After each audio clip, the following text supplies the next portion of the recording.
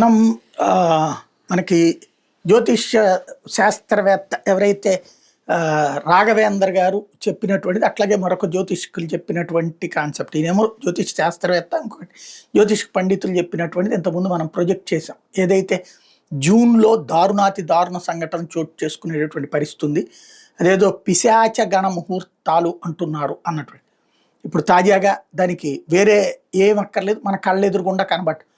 అసలు ఉక్రెయిన్ ఏంటి, రష్యా మీదకి వెళ్ళి అంత పెద్ద దాడి చేయడం ఏంటి, రష్యా లోపల 4,500 కిలోమీటర్లకు వెళ్ళి దాడి చేయడం ఏంటి, దాంతో రగిలిపోయినటువంటి రష్యా భారీ విధ్వంసానికి దిగబడుతుండటం ఏంటి, సబ్మెరైన్లను దించేసింది, అణ్వాయుధాలను ప్రయోగించేటటువంటి బాలిస్టిక్ క్షిపణులను దించేసింది, భారీ ఎత్తున దాడులకు పాల్పడుతుంది, యూరప్ కంగారు పడాల్సి వస్తుంది, అలాగే అమెరికా కంగారు పడాల్సి వస్తుంది. ఎప్పుడు ఏం జరుగుతుంది అన్నటువంటిది.